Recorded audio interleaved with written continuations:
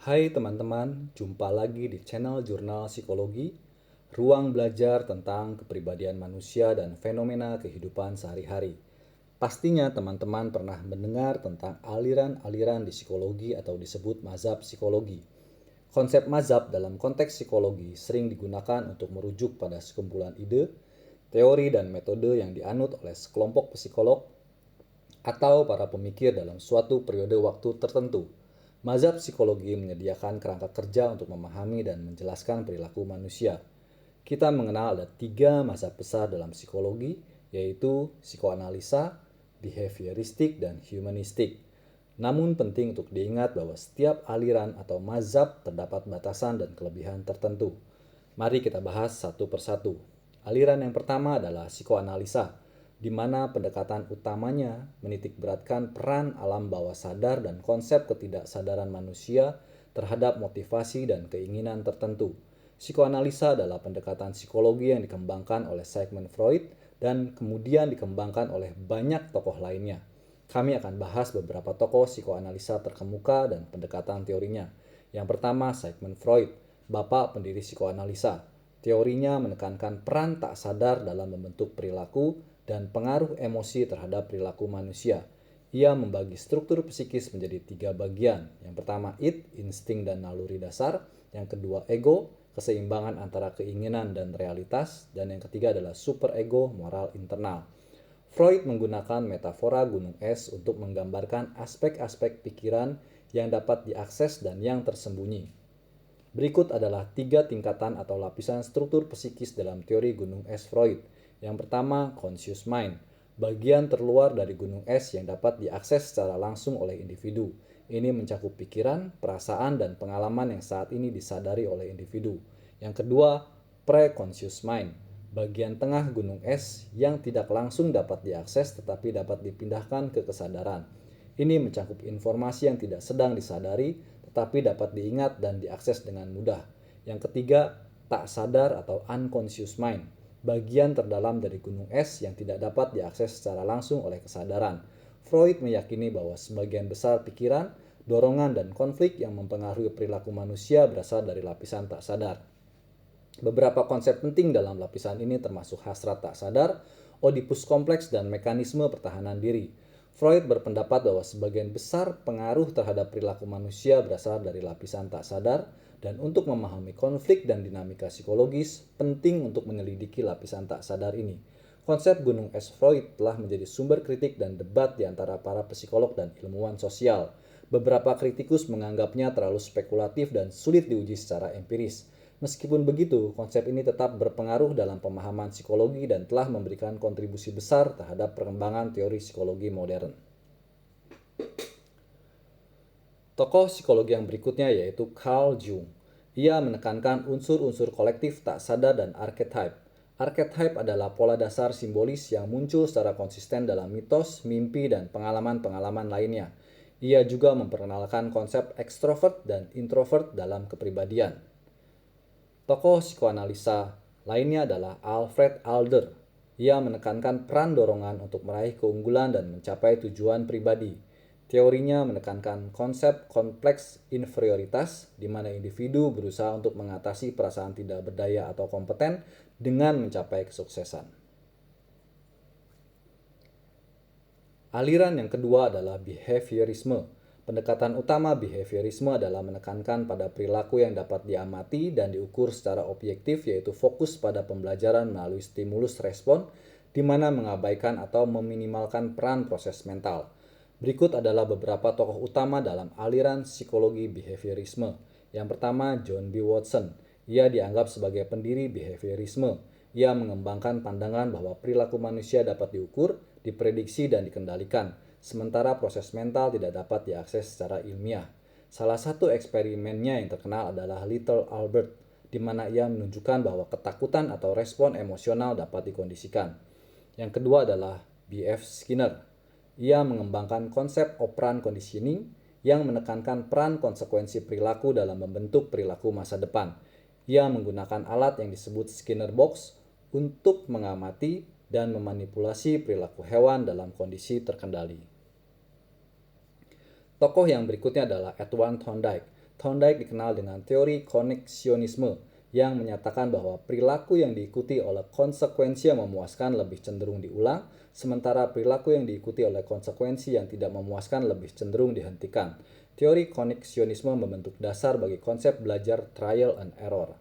Tokoh yang berikutnya adalah Ivan Pavlov, adalah fisikawan Rusia yang dikenal dengan eksperimen pengkondisian klasik. Ia menunjukkan bahwa respon refleks dapat dihubungkan dengan stimulus yang sebelumnya tidak terkait. Eksperimen pengkondisian klasik dari Pavlov adalah menggunakan anjing untuk menunjukkan bagaimana rangsangan netral, yaitu lonceng, dapat dikaitkan dengan respon fisiologis atau air liur. Meskipun behaviorisme memiliki pengaruh yang signifikan dalam pengembangan psikologi, terdapat pula kritik terhadap pandangan ini karena mengabaikan aspek-aspek internal, mental, dan emosional individu.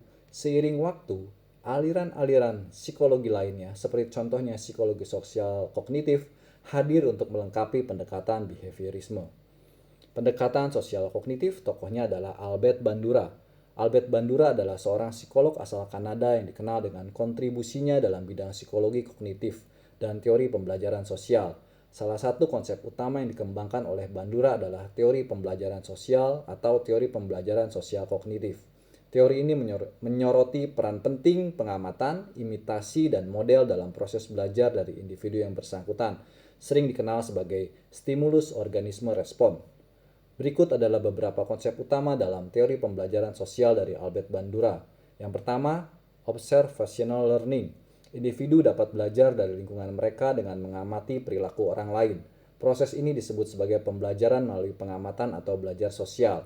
Konsep ini melibatkan peran model, yaitu individu yang menunjukkan perilaku tertentu yang dapat diobservasi dan diimitasi oleh orang lain. Yang kedua adalah modeling. Adalah proses di mana individu meniru perilaku yang mereka amati pada model. Bandura menekankan peran penting model dalam membentuk perilaku dan pola pikir individu. Model tidak hanya berupa orang lain dalam kehidupan nyata, tetapi juga bisa berasal dari media massa seperti televisi atau internet. Yang ketiga adalah reproduction, merujuk pada kemampuan individu untuk meniru perilaku yang diamati. Ini melibatkan pemahaman dan penerapan konsep yang dilihat dalam konteks situasi baru. Kemampuan reproduction ini memungkinkan individu untuk mengadopsi dan mengubah perilaku yang diamati sesuai dengan kebutuhan dan konteks spesifik. Yang keempat adalah motivation and reinforcement. Bandura mengakui peran penting motivasi dan penguatan dalam proses pembelajaran. Motivasi individu untuk meniru suatu perilaku dapat dipengaruhi oleh faktor seperti imbalan atau hukuman yang dihubungkan dengan perilaku tersebut. Penguatan positif atau negatif dapat memengaruhi kemungkinan reproduction perilaku. Yang kelima adalah efikasi diri atau self-efficacy. Konsep efikasi diri mengacu pada keyakinan individu terhadap kemampuannya untuk berhasil dalam tugas atau situasi tertentu. Bandura menekankan bahwa tingkat efikasi diri mempengaruhi seberapa baik individu dapat meniru dan mempraktekkan perilaku yang diamati.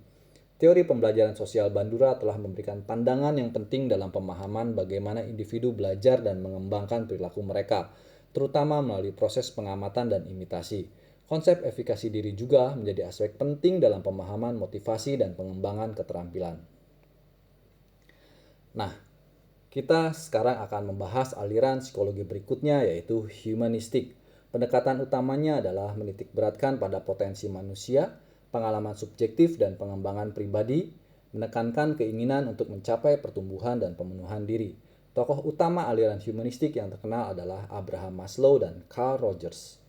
Konsep teori yang sangat terkenal dari Abraham Maslow adalah teori hierarki kebutuhan Abraham Maslow yang dikemukakan dalam makalahnya yang berjudul A Theory of Human Motivation yang diterbitkan pada tahun 1943. Teori ini mencoba menjelaskan motivasi manusia dan hierarki kebutuhan yang memandu perilaku manusia. Berikut adalah 5 tingkat kebutuhan dalam hierarki kebutuhan Maslow yang disusun dalam bentuk piramida dengan kebutuhan yang berdasar di bagian bawah dan kebutuhan yang lebih tinggi di bagian atas. Yang pertama, kebutuhan fisiologis adalah kebutuhan dasar untuk kelangsungan hidup seperti makanan, air, udara, tidur, dan pakaian. Jika kebutuhan ini tidak terpenuhi, individu akan merasa tidak nyaman dan mungkin tidak dapat memenuhi kebutuhan yang lebih tinggi. Yang kedua adalah kebutuhan keamanan. Setelah kebutuhan fisiologis terpenuhi, individu mencari keamanan dan stabilitas. Ini mencakup kebutuhan akan perlindungan dari bahaya fisik dan emosional, keamanan finansial, pekerjaan yang stabil, dan lingkungan yang dapat diandalkan. Yang ketiga adalah kebutuhan sosial. Setelah kebutuhan dasar dan keamanan terpenuhi, individu mencari interaksi sosial dan kebutuhan akan cinta, kasih sayang, pertemanan, dan rasa diterima oleh kelompok sosialnya. Yang keempat adalah kebutuhan penghargaan. Ini mencakup kebutuhan akan penghargaan diri sendiri dan penghargaan dari orang lain. Individu mencari prestasi, pengakuan, penghargaan, dan merasa berkontribusi secara signifikan terhadap masyarakat. Yang kelima adalah kebutuhan aktualisasi diri. Pada puncak piramida ada kebutuhan untuk mencapai potensi penuh dan menjadi versi terbaik dari diri sendiri. Ini melibatkan pengembangan kreativitas, pengetahuan, dan pencapaian pribadi. Teori ini menekankan bahwa individu akan beralih ke kebutuhan yang lebih tinggi hanya setelah kebutuhan yang lebih rendah telah terpenuhi. Selain itu, Maslow berpendapat bahwa kebutuhan ini merupakan dorongan internal yang mendorong individu untuk mencapainya. Namun perlu dicatat bahwa beberapa kritikus telah menyatakan bahwa teori ini tidak selalu berlaku untuk semua orang atau semua budaya, dan bahwa prioritas kebutuhan dapat bervariasi tergantung pada konteks sosial dan budaya individu. Sekarang kita beralih ke tokoh aliran humanistik yang berikutnya adalah Carl Rogers, seorang psikolog Amerika yang mengembangkan teori kepribadian, teori penerimaan diri atau teori pengembangan pribadi.